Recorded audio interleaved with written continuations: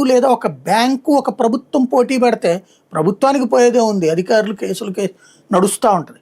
Bank ఓడికి ముందుకు వెళ్ళలేడు, వెనక్కి వెళ్ళలేడు. లీజుకి ఇచ్చింది కదా, అవును అంటది కోర్టు కూడా.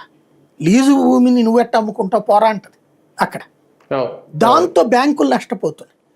అందుకని బ్యాంకులు ఏమంటున్నారు, నువ్వు అగ్రిమెంటు సేల్ డీడ్ అయితేనే లోన్ ఇస్తాం, అగ్రిమెంట్ లీజ్ అయితే ఇవ్వమంటున్నారు వాళ్ళకి.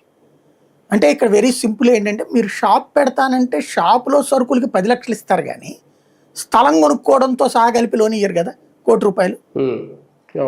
అదే ఇక్కడ నీకు 10 లక్షల వరకు కావాలంటే ఇస్తాం నీ ఫ్యాక్టరీ. వీళ్ళట్టా కాదు.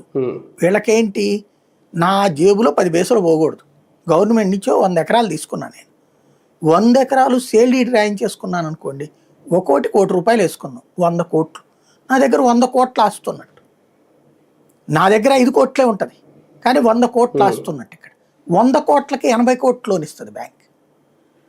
అదే లేదంటే 5 కోట్లకి 3 కోట్లే లోన్ ఇస్తుంది అక్కడ. సింపుల్ లాజిక్ అనమాట. అందుకోసం ఆ సదరు సంస్థలకి సేల్ డీడ్లు ఇస్తున్నారు ఈ మధ్యన, అమ్ముకోమని ఇస్తున్నారు వాళ్ళకి. వాళ్ళ దాని గురించి వీళ్ళు వైసీపీ వాళ్ళు రైట్ చేస్తున్నారు కదా, పదే పదే విమర్శిస్తున్నారు కదా. 99 పైసల భూములు కూడా అగ్రిమెంటే కదా, సేల్ డీడే కదా. సేల్ డీడ్ కాకుండా